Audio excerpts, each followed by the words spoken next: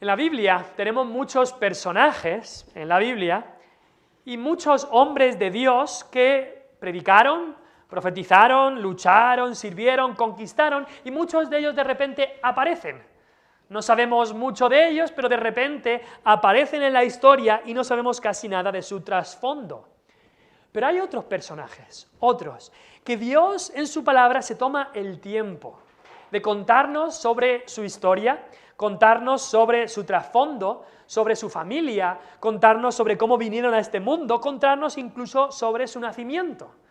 Y ese es el caso, por ejemplo, de Isaac, el hijo de la promesa, el hijo de Abraham. Ese es el caso de Jacob, de José, de Moisés, de Sansón, de Salomón, de Juan el Bautista e incluso de Jesús. Sabemos de ellos incluso sobre su nacimiento y sus primeros años. Y ese es el caso también de Samuel. Este libro que estamos comenzando a estudiar se llama Primera y Segunda de Samuel, y creemos que Samuel escribió gran parte de este libro, aunque por supuesto después de su muerte fueron otros profetas que lo acabarían. Pero este libro comienza con el nacimiento, y comienza con la familia de Samuel.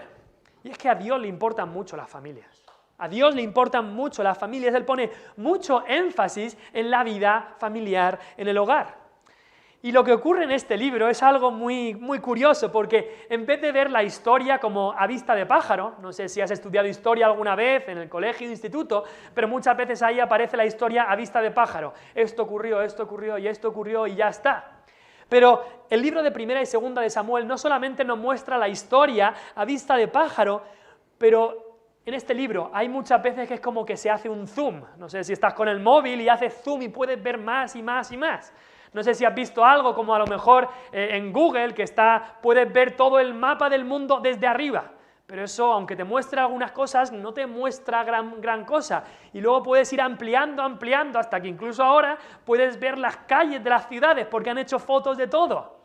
Pues este libro hace algo así. En vez de mostrarnos la historia solamente a vista de pájaro, nos muestra historias personales. Es como que podemos ampliar y meternos en un hogar de la historia que nos aparece aquí y ver cómo era la vida en el hogar.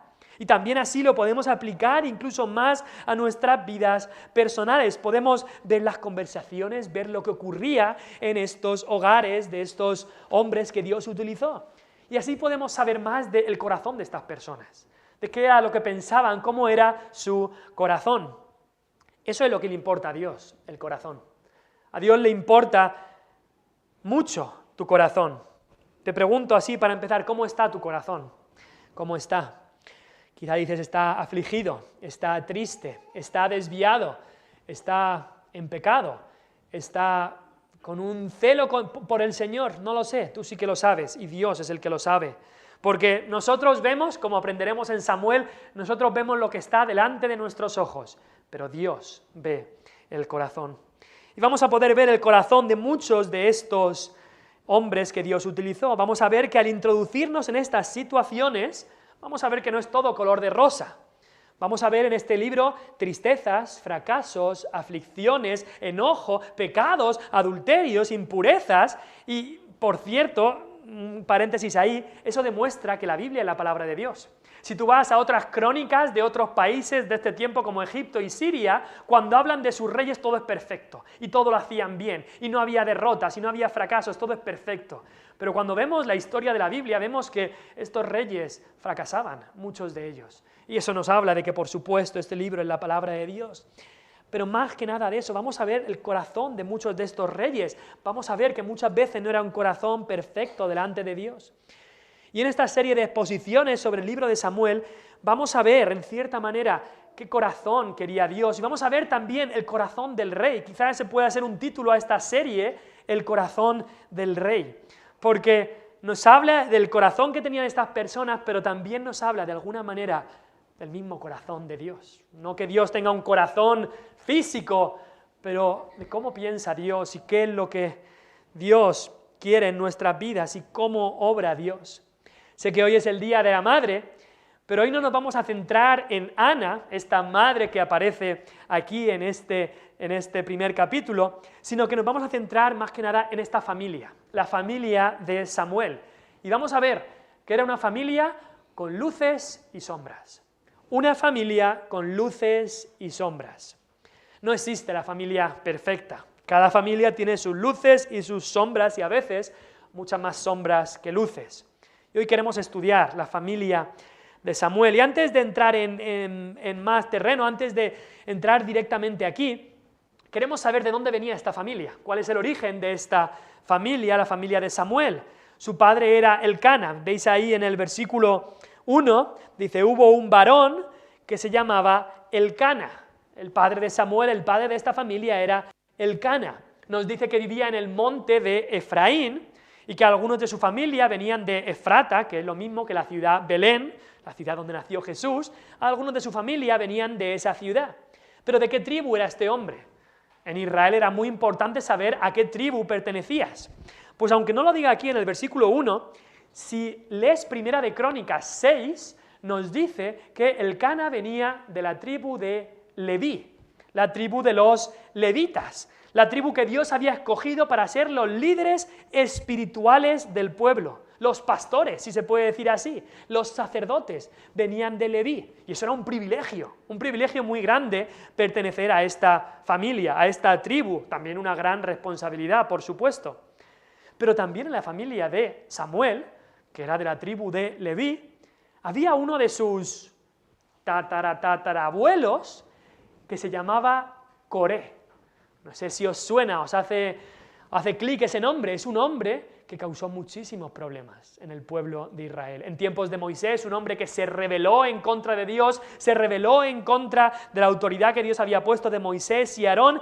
Tanto es así que él pensaba que él iba a hacer un pueblo nuevo, quitando de en medio a Moisés y Aarón, y Dios le juzgó por su pecado, y él murió por su pecado. Y es curioso que Elcana, este hombre aquí, y Samuel, el juez y profeta, son descendientes de este hombre malvado llamado Coré, y eso nos muestra qué grande es la gracia de Dios. No sé si os acordáis de las dos historias que hablamos la semana pasada, al final del libro de Jueces. Tenemos que acordarnos que Primera Samuel empieza en el tiempo de los jueces en Israel. Y las dos historias que vimos la semana pasada hablaban de dos levitas. Esas historias que nos mostraban lo depravado que estaba el pueblo, lo oscuro que era ese tiempo. Esas dos historias empiezan con dos levitas. Un levita de esta tribu de Leví que se aparta de la adoración a Dios y empieza a adorar con imágenes, empieza a adorar de otra forma que Dios no quería, que encima ese levita era nieto de Moisés mismo. Y después la historia de otro levita que está metido en inmoralidad y después ocurre este gran pecado en esa ciudad de Gabaá y ocurre esta gran tragedia que luego incluso lleva a una guerra civil. Dos levitas que habían dejado a Dios. Y empezamos el libro de Primera de Samuel y aparece otro levita, Elcana. Y nuestra pregunta es, ¿va a ser la misma historia? ¿Vamos a ver lo mismo? ¿Otra vez separándose de Dios, rebelándose contra Él? ¿Será esta historia más de lo mismo? Y ahí es donde queremos empezar en el día de hoy con lo primero que vamos a ver, y es la sombra de esta familia, el pecado en esta familia, y es la inmoralidad, la desobediencia en esta familia. Mira conmigo el versículo 2. Directamente no lo dice, la Biblia no esconde el pecado, sino que lo dice directamente. Versículo 2, este hombre Elcana, y tenía él dos mujeres. El pecado de la inmoralidad. La inmoralidad es pecado, a Dios no le agrada. Este hombre llamado Elcana estaba practicando la poligamia. Tenía dos mujeres cuando Dios había establecido lo que tenía que ser desde el principio. Este era un pecado contra la ley de Dios. La Biblia es muy clara sobre el matrimonio, muy clara. El matrimonio es la unión como una carne de un hombre y una mujer para toda la vida, hasta que la muerte los separe. En Génesis 2, versículo 24, dice ahí, por tanto dejará el hombre a su padre y a su madre, y se unirá a su mujer, y serán una sola carne. Bien claro lo deja Dios desde el principio. Cualquier otra desviación o definición del matrimonio es pecado delante de Dios y tendrá consecuencias. También cualquier relación sexual fuera del matrimonio definido por Dios es pecado y tiene sus consecuencias. Y Dios ha establecido eso, que el matrimonio sea cosa de dos personas solo, no de tres ni de más, solo dos personas delante de Dios. Y Elcana sabía eso. Este hombre había sido instruido en la palabra de Dios, era levita, pero quizás se convenció de que no pasaría nada. A mí me irá bien. Tenía 2 mujeres y él sabía que eso era algo inmoral. Pero pensaba, a mí me iba a ir bien, pero estaba equivocado. Y este pecado no era solamente en contra de la ley de Dios, pero también este pecado era siguiendo la corriente del mundo. Y no es excusa para Elcana, pero sin duda alguna esto era algo común en su tiempo. La inmoralidad y la poligamia ya había empezado incluso muy poco después de la creación, muy poco después de Adán y Eva, y Caín y Abel ya empezó este pecado de la poligamia. En Génesis 4 o 5, creo, hay un hombre que se llama Lamec, y este es el primer hombre de toda la historia que tiene 2 mujeres. La primera vez que en la Biblia aparece la inmoralidad, aparece ahí. Este hombre tuvo 2 mujeres, este hombre encima también mató a un hombre. Y algo muy curioso en la vida de este hombre, Lamec, es que este hombre realiza o compone una poesía o una canción. Y es la poesía o la canción más antigua que está registrada en la historia del mundo, la tenemos ahí. Es la poesía o la canción que compuso Lamec, este hombre. La poesía más antigua registrada, la canción más antigua que está registrada. ¿Y sabes de qué habla esta canción? Habla de inmoralidad y violencia. ¿Os sorprende? ¿Qué escuchamos hoy en el mundo? ¿Qué canciones escucha hoy el mundo? Canciones llenas de inmoralidad y violencia. Exactamente lo mismo que la primera canción que se compuso en la historia, o que tenemos registrada en la historia de la humanidad. Y la historia de este pecado particular de la poligamia, tener más de una mujer, continúa incluso con Abraham y Agar. Este hombre de Dios, e incluso cae en este pecado. Con Jacob, otro hombre de Dios, y se casa con Raquel y Lea, 2 hermanas. Y en el tiempo de los jueces ya era algo normal, se había aceptado, era la práctica normal, y ya se ve bien, ¿no? Es lo que todo el mundo hace, así que, bueno, no pasa nada. Y en el tiempo de jueces, e incluso en el tiempo de los reyes, eso está bien, no pasa nada. Pero que algo sea legal no significa que sea legítimo. Que algo sea lo común no significa que sea lo correcto. Voy a repetir eso. Que algo sea legal no lo hace legítimo. Que algo sea lo común no lo hace lo correcto. Hoy pasa algo muy parecido. El tener una aventura fuera del matrimonio, todo el mundo lo hace. La Biblia dice, eso es pecado. El tener relaciones fuera del matrimonio es algo normal, todo el mundo lo hace. Papá, mamá, ¿en qué mundo vivís? Hoy en día todo el mundo hace estas cosas. No debe haber nada malo, ¿no? Pero que algo sea lo común no significa que sea lo correcto. Esta es la ley, esta es la norma. Este libro es el que nos dice qué es lo correcto, qué es lo que Dios quiere y lo que no.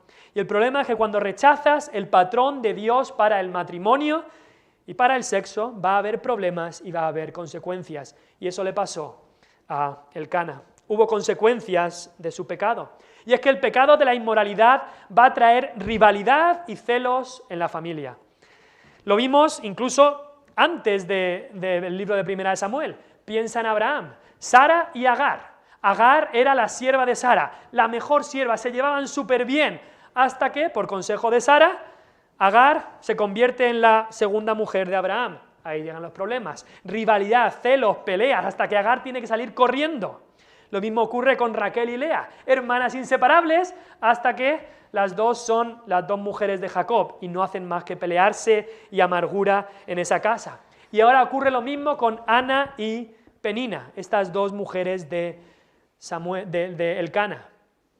Tanto es así que en el versículo 6, lo pueden mirar conmigo, está hablando de Penina, la otra mujer de Elcana, y la llama y su rival. O sea, ya no la llama y la otra mujer, la llama y su rival. Era la rival de Ana. El hogar familiar estaba lleno de rivalidad y de enfrentamientos. Y es que la inmoralidad no solo trae enfrentamiento entre diferentes mujeres o diferentes hombres, también trae enfrentamiento entre los hijos. Lo podemos ver incluso con José y sus hermanastros, peleados siempre. Por supuesto, por parte más de los hermanastros. Eran hermanastros porque eran hermanos de padre, pero no de madre, y ahí estaban, peleados. Y lo habrás escuchado tú seguramente, como lo he escuchado yo. Gente que dice, bueno, es que ella es hija de mi padre, pero no de mi madre, de otro matrimonio, y me llevo a matar con esa persona, me llevo fatal. Ocurre una y otra vez, porque el pecado de la inmoralidad trae rivalidad y celos en la familia. También el pecado de la inmoralidad trae tristeza y frustración a la familia. Lo vemos aquí con Ana y Penina. Ninguna estaba feliz, ninguna de las dos. Todas querían lo que no tenían. Penina tenía hijos, pero quería más amor de parte de su marido. Ana tenía el amor de su marido, pero quería hijos. Ana reaccionaba con tristeza y Penina reaccionaba con frustración, y por eso se metía tanto con Ana, como vemos aquí. Cada año la irritaba, la humillaba. Cada año hacía esto, cada año cuando iban a este sacrificio que hacían. Y en el versículo 8 vemos que Elcana pues se da cuenta de la situación y habla con Ana, habla con su mujer, se da cuenta de su tristeza, de su pesar, muestra algo de sensibilidad, pero bueno, la verdad es que lo que le dice Elcana, no aconsejo que ningún marido se lo diga a su mujer, le dice, ¿no te soy yo mejor que 10 hijos? No aconsejo a nadie que le diga eso, muestra que no estaba pensando en lo que tenía que pensar, porque el corazón de Ana, como dice ahí Elcana, era un corazón afligido, incluso un corazón con amargura de espíritu, atribulada de espíritu. Estoy seguro que cuando Ana se casó, no estaba pensando que así sería su matrimonio, no estaba pensando que esto llegaría a ocurrir. Nadie se casa pensando que va a pasar por periodos largos de tristeza y frustración. Pero llega un día que te levantas y esa ilusión, ese enamoramiento, esa alegría del noviazgo quizá ya no están ahí. Te sientes frustrado con tu matrimonio. Y el mundo te dice, ¿has llegado ahí? Bueno, es hora de pasar página, mira, llama al abogado, arreglar los papeles y cada uno por su lado. Eso es lo que te dice el mundo. Pero Dios te dice, no, justo lo contrario. Es el tiempo de hacer más esfuerzo, es el tiempo de buscar más a Dios, es el tiempo de orar, como hacía Ana aquí, de dedicarse a Dios en oración. Es el tiempo de luchar y pelear por tu matrimonio, es el tiempo de cumplir ese pacto que has hecho.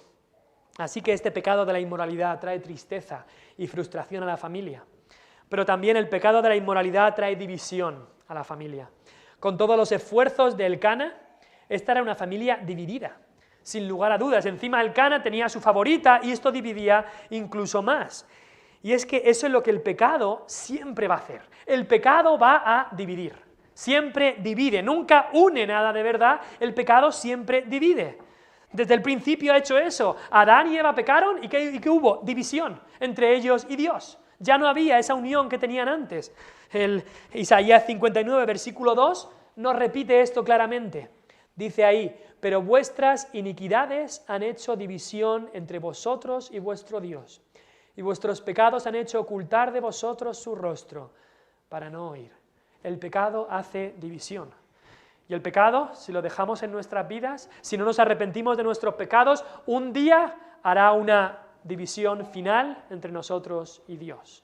Y ya será imposible cualquier tipo de arrepentimiento el día que muramos sin Cristo. Pero también el pecado, y más el pecado de la inmoralidad, trae división no solamente con Dios, sino también con los que nos rodean. ¿Cuántas familias están completamente divididas? Los hijos incluso con los padres, un matrimonio que había hecho un pacto de estar siempre unidos. ¿Cuántas familias se han quedado completamente divididas por el pecado de la inmoralidad, por una infidelidad, por un llamado desliz, que no es ningún desliz? ¿Cuántas familias han estado divididas por esto? Y aquí encontramos una familia dividida. Y vemos esta familia con frustración, con tristeza, con división, esta familia con rivalidad y celos, y decimos, ¿qué va a pasar aquí? ¿Qué va a pasar aquí? Pero vamos a ver que esta familia, aunque era una familia dividida, fue también una familia bendecida. Y vemos aquí la gracia sublime de Dios, la gracia soberana y grande de Dios. ¿Por qué? Porque Dios no ha venido a llamar a los buenos, sino a pecadores al arrepentimiento. Él no ha venido a llamar a familias perfectas, porque no las hay, sino que Él ha venido a llamar a pecadores. Él ha venido a sanar a los que están enfermos espirituales. Y te tengo que dar ánimos en el día de hoy, porque Dios puede y quiere utilizar tu situación en la que estás ahora. Si estás en pecado, aléjate del pecado, pero no pienses que Dios ya no te va a utilizar. Quizá dices, ay, es que yo veo esa familia cristiana de revista, ay, que son perfectos, un marido trabajador y amoroso, una mujer respetuosa y cariñosa, unos hijos bien enseñados, todos con su Biblia, van a la iglesia ¿y sabes qué? Samuel no se crió en esa familia. Samuel no se crió en ese tipo de familia, pero Dios lo utilizó grandemente. Dios lo utilizó grandemente. Y hoy vemos a nuestro alrededor, e incluso muchas veces en la misma iglesia de Cristo, vemos familias rotas, vemos vidas rotas, vemos matrimonios rotos, vemos familias desestructuradas, quizá con un pasado horrible y quizá con un presente desolador. Pero ¿sabes qué? Dios se especializa en arreglar estas familias rotas. Dios es el alfarero que, como decía Jeremías, ese alfarero que la vasija se echa a perder y no la deja ahí, sino que la coge y la arregla y le vuelve a dar forma. Él es el que coge esas vidas sucias a más no poder y las limpia y las transforma, y no solamente las limpia, sino que después las usa. Él es el que toma familias divididas y las une, y luego se goza en utilizar a esas familias para su gloria, para hacer su voluntad en este mundo. Pregúntale a María Magdalena, una vida rota en pecado y Cristo la salva. Pregúntale a la mujer samaritana, 5 maridos has tenido y el que tienes ahora no es tu marido. Y Dios la utiliza para su gloria. Esta mujer se convierte y una vida cambiada. Pregúntale a Zaqueo, ese hombre ladrón, ese hombre que todos odiaban y que él odiaba a todos, y Cristo lo transforma y lo trae a sí mismo. Pregúntale a Saulo de Tarso, ese terrorista que iba matando cristianos, y Dios lo transforma y lo trae a sus pies. Y es verdad que muchas veces se toman decisiones pecaminosas de las que ya no hay vuelta atrás. Elcana había tomado una de esas decisiones. Él ahora había tomado esa decisión de casarse con estas 2 mujeres y no había vuelta atrás, y ahora tenía que quedarse en esa situación y arrepentirse de su pecado. Pero aun cuando muchas veces hay arrepentimiento verdadero, Dios restaura a la persona, pero las cicatrices del pecado se quedan ahí. Pero ten ánimo, porque Dios usa a personas con cicatrices del pecado y deja las cicatrices ahí para que recordemos nuestra condición y nuestra debilidad. Y al ver esta situación que hemos visto ahí diríamos, bueno, otra historia igual que la de los jueces, otra historia de pecado, otra historia de que cada uno hacía lo que bien le parecía, otra historia de frustración, de confusión. Pero no. Esta no es una historia igual que la de los otros levitas que acaba mal. La historia con Cristo siempre acaba bien. La historia cuando recibimos a Dios en nuestras vidas siempre acaba bien. Y vamos a ver que esta familia, Dios la quiso utilizar en su gracia y llevó a esta familia a ser una familia que adoraba a Dios. Y es que hemos visto por un lado el pecado de esta familia, el pecado por supuesto del hombre, esta inmoralidad, del padre de esta familia, pero vamos a ver también en segundo lugar la gracia de Dios en esta familia, y la vemos en la adoración a Dios, que aparece ya en el versículo 3, la adoración a Dios. Queremos ver aquí la gracia de Dios en esta familia. Versículo 3 dice, y todos los años aquel varón subía de su ciudad para adorar y para ofrecer sacrificios a Jehová de los ejércitos en Silo, donde estaban 2 hijos de Eli, Ofni y Finés, sacerdotes de Jehová. Este hombre y su familia habían decidido adorar al único que se debe adorar. Y dice ahí a Jehová de los ejércitos. ¿Te suena este nombre? No, este nombre se utiliza muchísimas veces en la palabra de Dios, 259 veces. En el hebreo es Jehová Sabaoth, Jehová de los ejércitos, el Señor de los ejércitos. Pero ¿sabes qué? Esta es la primera vez en la Biblia que aparece ese nombre. No aparece ni en todo el Pentateuco, Génesis, Éxodo, Levítico, Números, Deuteronomio, ni en Josué, ni en Jueces, ni en Ruth. Esta es la primera vez en la Biblia que aparece este nombre. Algo bastante curioso que nos debe hacer pensar. Este santo nombre de Dios, Samuel aquí, escribiendo sobre su vida, es el primero en utilizar este nombre. Y eso nos hace ver que algo diferente estaba ocurriendo en este libro. Es un nombre que se utiliza tantas veces después, 259. Algo nuevo estaba ocurriendo. Dios en la historia de la redención estaba preparando un reino.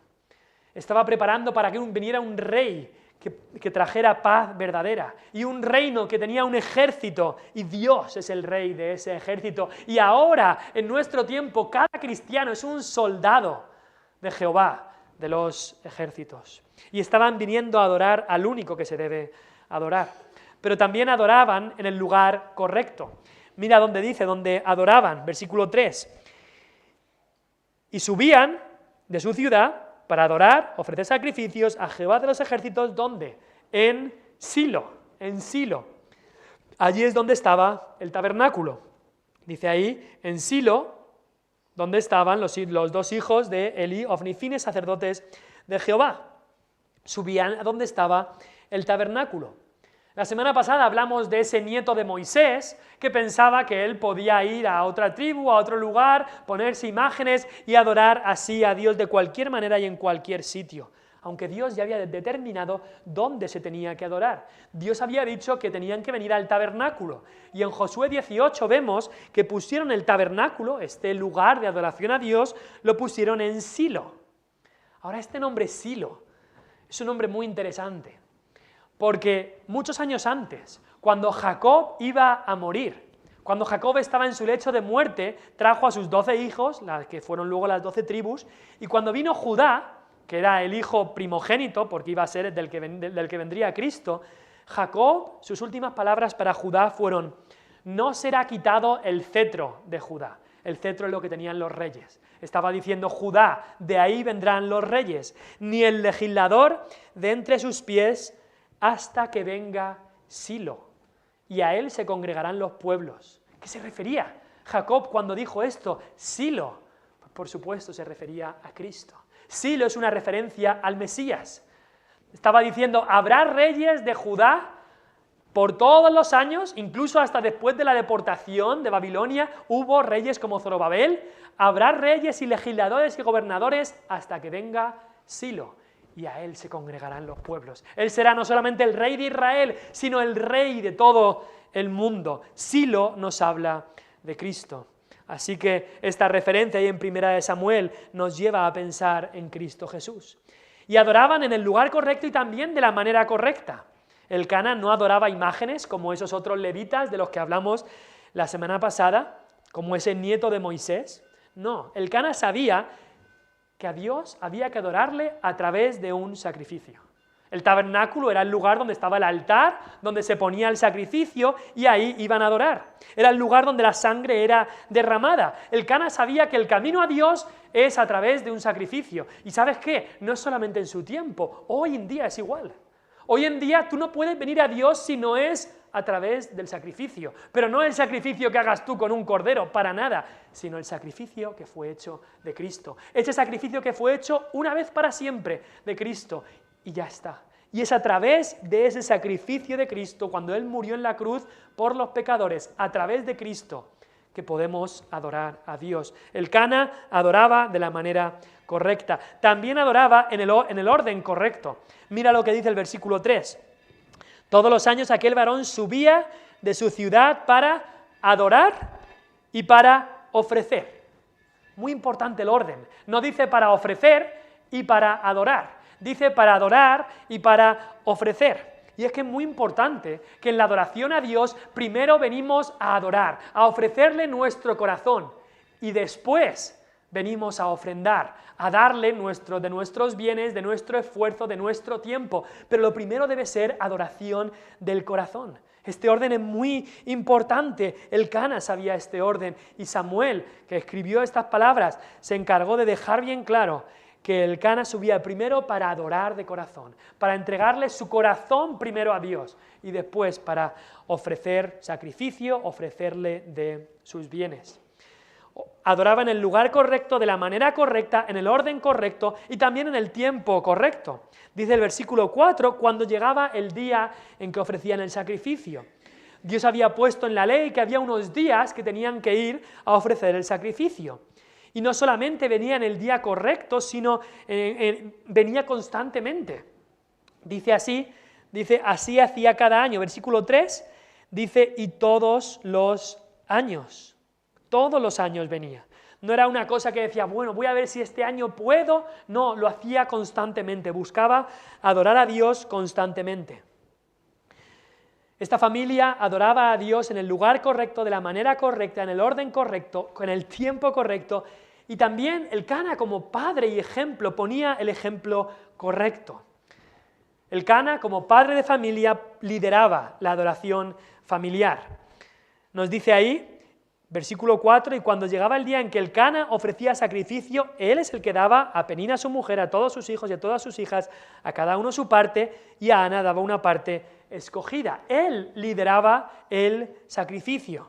Él no decía a su familia, ir vosotros a adorar, que yo me quedo aquí, tengo muchas cosas que hacer. Él no decía, sí, ir a la iglesia el domingo, que yo tengo mis trabajos que hacer. No, cuando llegaba el día, él estaba ahí el primero como líder espiritual de su familia. Su trabajo era secundario. Si él tendría vacas o lo que sea, es que tienen que parir y yo tengo que estar aquí. No, el trabajo era secundario. Lo más importante es que él estuviera ahí liderando a su familia en adoración. Y en la adoración no solamente es que él iba a participar, sino que la familia entera participaba. Sus 2 mujeres y todos sus hijos participaban también.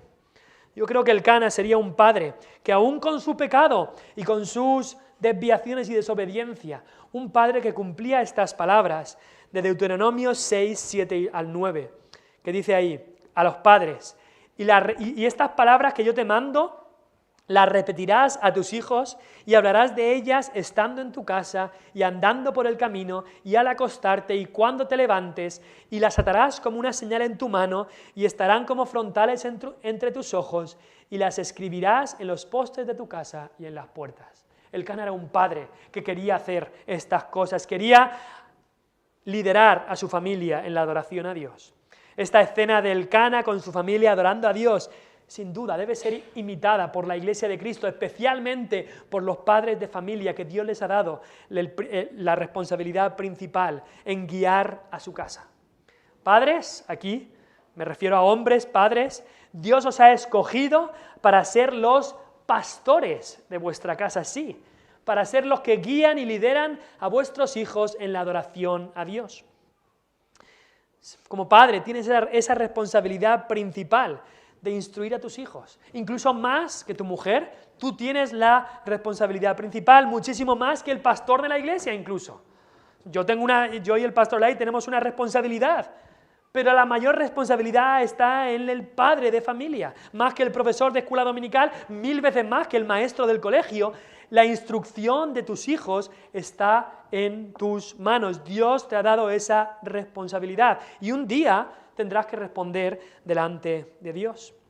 Y así, Elcana llevaba a cabo esta adoración familiar. ¿Y cuánto nos habla esto también del culto familiar? Que no solamente aquí, de venir aquí a adorar a Dios de manera pública, pero también en nuestras casas. Es muy importante que lideremos a nuestro hogar en adoración. Pero ellos vinieron a adorar aun cuando hubiera obstáculos a la adoración. Sabemos que en el tiempo de los jueces la gente no es que estuviera con muchos deseos de ir a adorar. Lo vimos la semana pasada, cada uno hacía lo que bien le parecía. La religión, pues sí, o como la lenteja, la tomas o lo dejas, ya está. Cada uno que haga lo que quiera. Eso es lo que pasaba en el libro de jueces. La gente no tenía ningún deseo. Cada uno hacía lo que bien le parecía. Pero no solamente en cuanto a la gente, también los líderes que habían en el templo también eran un obstáculo. Y nota ahí lo que dice el versículo 3. Dice que venían a adorar y a ofrecer sacrificios, pero mira lo que dice después, donde estaban 2 hijos de Eli, Ofni y Finees, sacerdotes de Jehová. Y aprenderemos más las siguientes semanas que estos hombres serán malvados. Incluso hay una palabra que les llama hijos del diablo. Estaban viviendo vidas inmorales, eran unos caraduras que intentaban robar de los sacrificios, estaban blasfemando el nombre de Dios y estaban ahí como sacerdotes, en el mismo templo, en el mismo tabernáculo. Y muchos dirían, yo no pienso ir, yo ya tengo todas las razones para no ir ahí. Con esta gente de sacerdotes, sí hombre, yo no voy a ir ahí. Si esos líderes son unos caraduras. Pero Dios había mandado a su pueblo que había un lugar de adoración. Y Elcana quizá en su mente pensaría, bueno, Si estos sacerdotes no cumplen con su obligación y con su trabajo, yo voy a hacer el mío. Yo voy a hacer lo que Dios quiere. Ahora nosotros estamos en el nuevo pacto. No hay un lugar solo al que debemos de ir, ni Jerusalén, ni nada así. Y Dios nos manda que vayamos a una iglesia donde el liderazgo no esté en pecado, donde no haya hombres en liderazgo como estos hombres que había aquí. Debemos escoger una iglesia para asistir que esté más cerca de la Biblia. No la iglesia que esté más cerca de mi casa, ni la iglesia que esté más cerca de mis gustos, sino la iglesia que esté más cerca de la Biblia. Y mucho cuidado con decir, ay, pero es que en esa iglesia alguien me cae mal, así que no pienso ir ahí. No. El Cana, fíjate con todo lo que había, y aún así él decía, yo voy a cumplir la palabra de Dios, quiero ir a adorar a Dios. ¿Qué ejemplo fue para su familia, incluso con el pecado que le había cometido? Pero qué ejemplo fue de adoración a su familia. Y Samuel, que Dios utilizó grandemente para traer una reforma, un avivamiento en Israel, un avivamiento de buscar a Dios, ese hombre que Dios utilizó como Samuel, Dios lo trajo de esta familia. De esta familia que era una familia con luces y con sombras. Una familia, sí, que buscaba adorar a Dios, pero una familia también que había habido desobediencia y pecado de inmoralidad.